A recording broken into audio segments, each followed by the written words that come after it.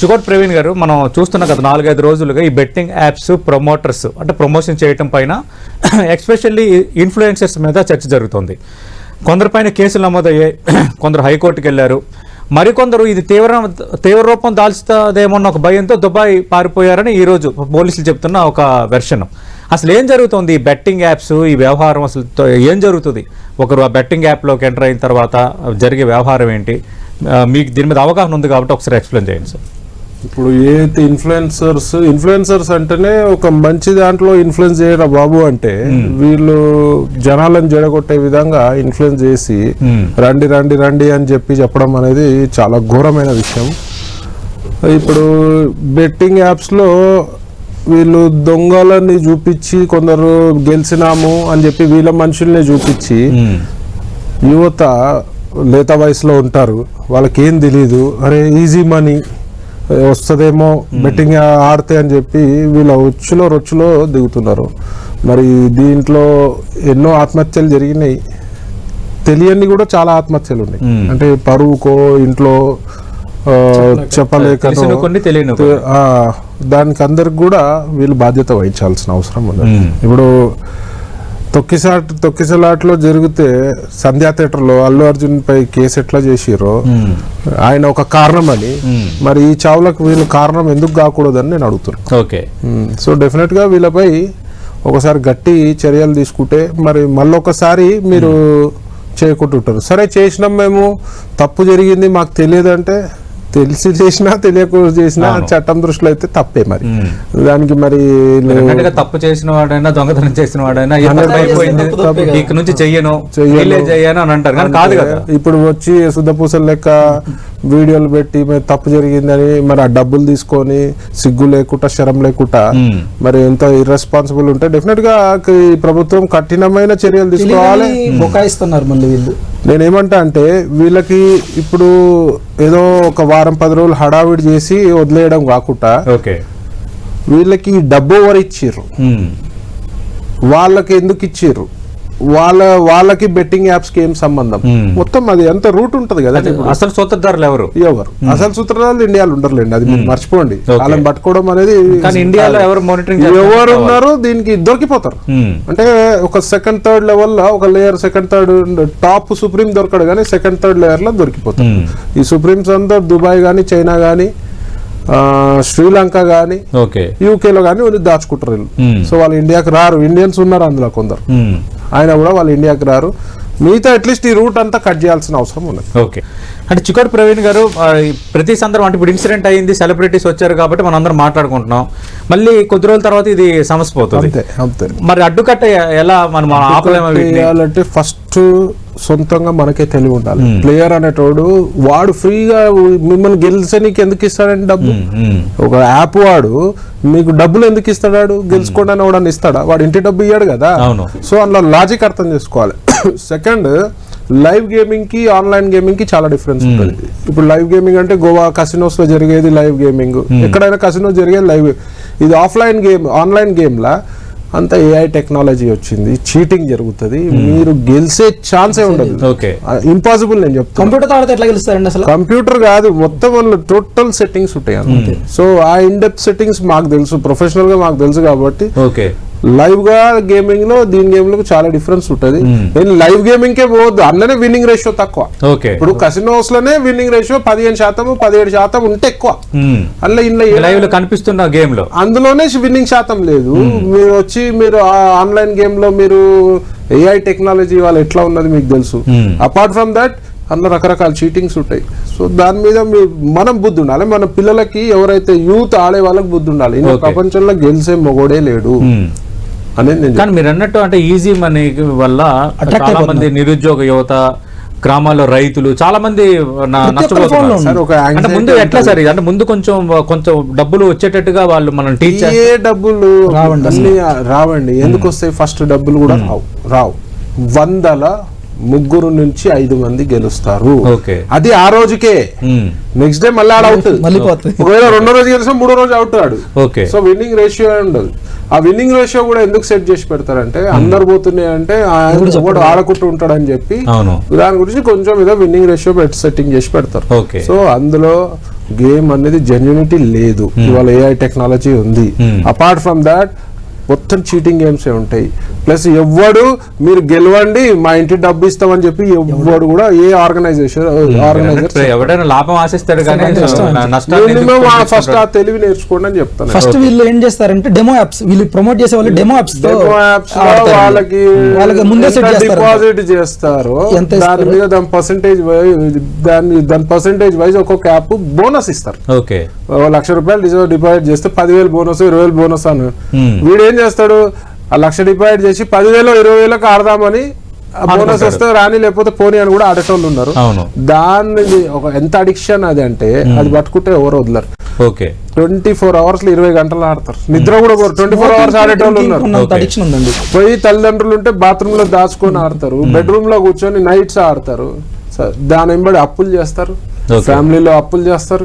దొంగతనాలు కూడా అయిన సంఘటనలు ఉన్నాయి. గ్యాంబ్లింగ్ లో బొడగొట్టుకొని ఎన్నో సంఘటనలు చూసినాం. చైన్ స్నాచింగ్ లాంటి సంఘటనలు అంటే ఇండైరెక్ట్ గా నేరాలు కూడా మీరంటే అది గుర్తొచ్చింది. ఆ మధ్యకాలంలో చైల్డ్ స్నాచర్స్ దొరికేటప్పుడు ఇదే యాంగిల్ బయటపడింది.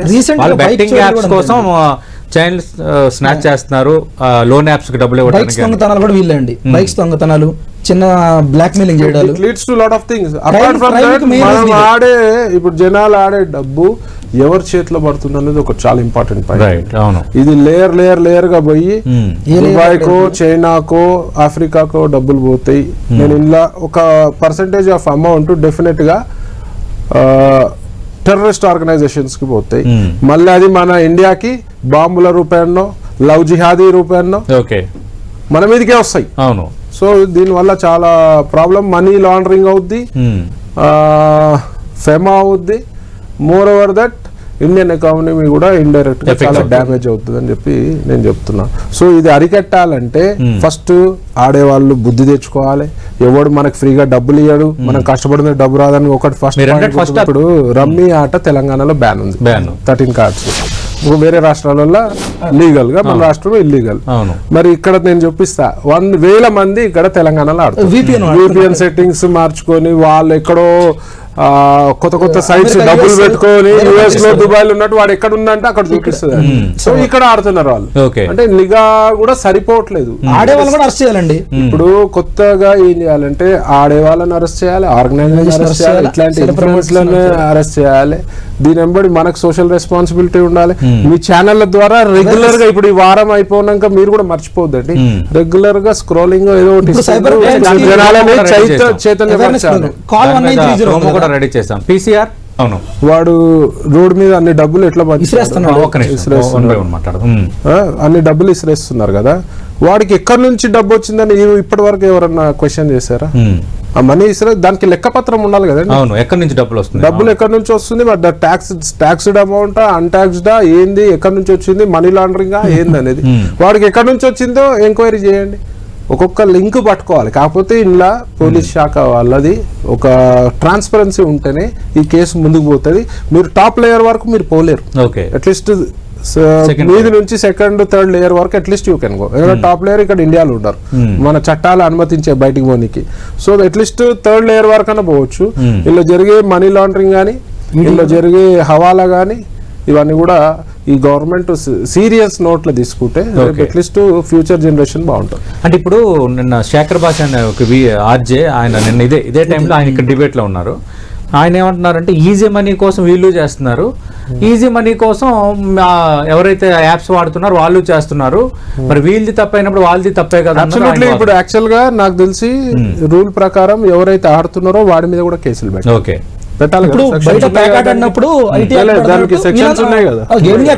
సో ఇప్పటి వరకు తెలంగాణ పోలీస్ ఈ చట్టంపై ఇవాళ నుంచి IPL అండి.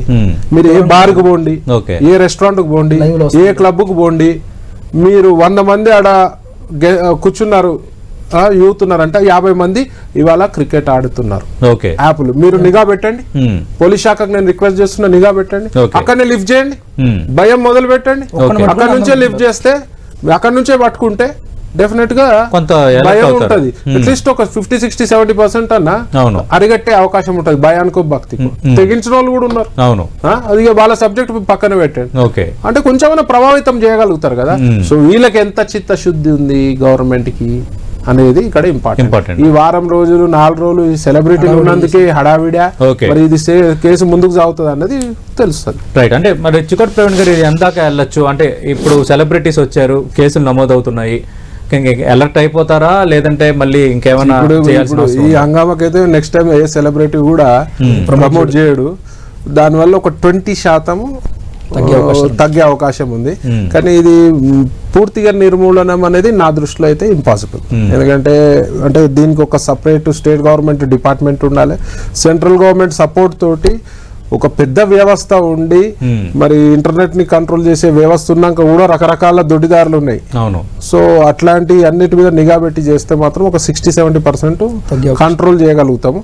తప్పించి ఎంత 100% కావాలంటే మన సొంత నియంత్రణ, మనకే ఆలోచన ఉండాలి, ఆడే వాళ్ళకి ముఖ్యంగా తెలివి ఉండాలి.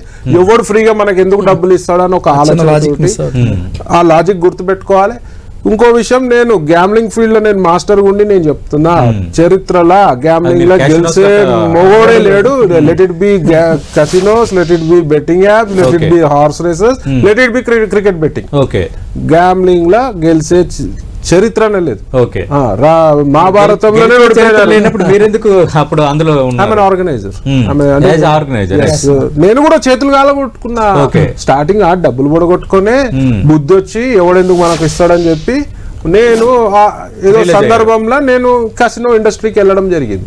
సో దానికి ఇంకోటి అక్కడికి ఇక్కడికి చాలా డిఫరెన్స్ అండి. అక్కడ రెవెన్యూ గవర్నమెంట్ కి మేము ట్యాక్స్ రూపేనా కడతాము, అక్కడ ఎంప్లాయ్మెంట్ ఇస్తాము. సరే ఎంప్లాయ్మెంట్ ఇస్తాము, ట్యాక్సెస్ ఇండైరెక్ట్ డైరెక్ట్ వేల లక్షల మందికి ఎంప్లాయ్మెంట్స్ ఉంటాయి. And GST, heavy GST 28% GST మేము కట్టేది. సో ఇట్ బెనిఫిట్స్ ఏదో రకంగా ప్రజలకు పోతుంది. అయినా నేను చెప్తాను, రావద్దు కసినోకి, ఆడొద్దు, సరదాగా రావాలి, టైం పాస్ కి రండి. మీ డబ్బులు సంపాదిద్దామని వస్తే మేము ఫీల్డ్ లో ఉండి బిజినెస్ లో ఉండి వద్దు అని చెప్తున్నామంటే దాని ఇంపాక్ట్ ఎంత ఉంది అర్థం చేసుకోవాలి. ఆర్గనైజర్ మీరు చెప్పడం కదా చాలా విచిత్రం. ఎవరైనా ఆర్గనైజర్స్ క్యాషినోస్ ఆడండి వద్దు మాకు బెటర్ అవుతుంది అని చెప్తారు. సారే చెప్తున్నప్పుడు ఆడేవాళ్ళు అంత ఫూల్స్ ఎవరు ఉండరు. ఇప్పుడు అంత నేను చెప్తుంటే కూడా నన్ను విమర్శిస్తారు.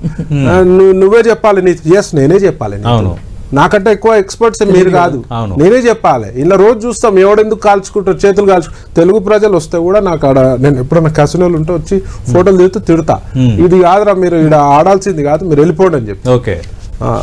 సో జనాలు నేనే చెప్తున్నా అంటే దీని వ్యవస్థ అవన్నీ పక్కన పెడితే తెలివి ఉన్నోడు ఆలోచించాల్సినోడు మాకు వాళ్ళు ఎందుకు డబ్బులు ఇస్తారు ఫ్రీగా అనేది ఒక ఆలోచిస్తే చాలు.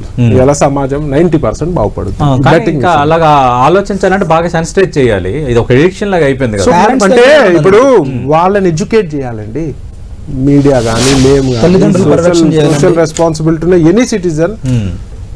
ఇప్పుడు ఈ యదవాళ్ళందరినీ పట్టుకొని వీళ్ళకి అగేన్స్ట్ గా కొత్త ఇన్ఫ్లుయెన్సర్స్ తీసుకురండి. ఇప్పుడు వీళ్ళు ఎట్లా దారి తప్పిర్రు. నేను రిక్వెస్ట్ చేస్తున్నా, ఎవరైతే మీ వల్ల ఒక 10 మంది బాగుపడతారు అనే any social influencers or any cinema heroes or heroines, మీరు దీని గురించి మాట్లాడండి. ఎందుకు మాట్లాడతలేరు? మీరు మాట్లాడండి, మంచి జరగాలండి. రైట్. ప్రవీణ్ గారు ఏం చెప్తారు? అంటే మనం అనుకున్నట్టు అంతా జరిగితే మంచిదే, కానీ ఇప్పుడున్న సోషల్ మీడియా యుగంలో ఏఐ వచ్చిన తర్వాత, ఇంకా గ్యాడ్జెట్స్ రకరకాల వెర్షన్స్ అన్ని వచ్చిన తర్వాత మనం ఎంత జాగ్రత్తగా ఉన్నా, మనం ఎంత కఠినంగా నిబంధనలు పెట్టినా, మనం ఎంత బ్యారియర్స్ పెట్టినా ఏదో ఒక రకంగా మాల్ ప్రాక్టీస్లో వచ్చేస్తున్నాయి అవి. 100%. దాన్ని ఎట్లా మరి స్టాప్ చేద్దాం? దాన్ని స్టాప్ చేయాలంటే సెల్ఫ్ రెస్పాన్సిబుల్ అండి. 100% స్టాప్ చేయాలంటే ప్రభుత్వం కూడా నిఘా పెట్టాల్సిన అవసరం ఉంది. కాకపోతే మన దగ్గర ఉన్న వనరులు కానీ, మన దగ్గర ఉన్న మ్యాన్ పవర్ కానీ సరిపోదు. సో దీని గురించి నేను రేవంత్ రెడ్డి గారిని డిమాండ్ చేస్తున్నాను, అంటే సపరేట్ బడ్జెట్ రిలీజ్ చేసి హోంశాఖ అండర్లా దీనికి ఒక ప్రత్యేకమైన డిపార్ట్మెంట్ పెట్టాలి, లీడ్స్ తీసుకోవాలి, నిఘా పెట్టాలి. బార్లపై ఇప్పుడు రేవంత్ రెడ్డి గారు వచ్చినాక ఒక మంచి పని చేస్తున్నారు. ప్రతి క్లబ్లలో పబ్లలో పోయి డ్రగ్స్ మీద కొంచెం ఉక్కుపాదం మోపారు. డ్రగ్స్ మీద గత గవర్నమెంట్ ఏం లేదు, ఈ గవర్నమెంట్ మాత్రం డ్రగ్స్ విషయంలో అప్రిషియేట్ చేస్తారు, సీరియస్ గా. సో అట్లాంటిదే ఇది ఇంకా డ్రగ్స్ కంటే కూడా ఇది ఇంకా డ్రగ్స్ అవైలబిలిటీ అందరికి ఉండదు. సో ఇది మాత్రం ఇది ఈజీ అవైలబిలిటీ కాబట్టి నిఘా పెట్టాల్సిన అవసరం ఉంది. సో దీనికి మనము ఇంటర్నెట్ ఎక్స్పర్ట్స్ ని వాళ్ళని సలహాలు తీసుకొని ఆ టీమ్ ఆఫ్ మీరు అన్నట్టు ఒక టీం Policing కమిటీ వేసుకొని కమిటీ గవర్నమెంట్ State అనేది government ఒక- of- సపరేట్ బడ్జెట్ ఇస్తే మన యువతరాన్ని మనం కాపాడుకోవాలి. కానీ ఈ కేసుల విషయంలో చూస్తే కొంత గవర్నమెంట్ సీరియస్ గా ఉన్నట్టుగా ఉంది ఖచ్చితంగా బట్ ఈ సీరియస్నెస్ కంటిన్యూటీ ఉండాలి. ఎక్కడ దాకా వెళ్తుంది అనేది ఇంపార్టెంట్. వీళ్ళు ఎక్కడ దాకా దీన్ని తీసుకెళ్ళగలుగుతారు, ఇప్పుడు చట్టాలలో ఎంత ఉన్న తీసుకెళ్ళగలుగుతారు రుసుగులని మేనేజ్ చేసి నేనేం చెప్తా అంటే మీ అడ్వకేట్స్ కూడా ఒకటి నేను చెప్తా, ఇట్లాంటి కేసులల్లో మీరు వాళ్ళకి అక్యూజ్డ్ కి సపోర్ట్ చేయొద్దు, కేసు కూడా వాదించొద్దు. మరి మీది కూడా సోషల్ రెస్పాన్సిబిలిటీ కదా, ఖచ్చితంగా. అడ్వకేట్స్ కూడా సోషల్ రెస్పాన్సిబిలిటీ కదా. అవును. సో మీరు వాదించనే వీళ్ళు ముందే వాదించొద్దు.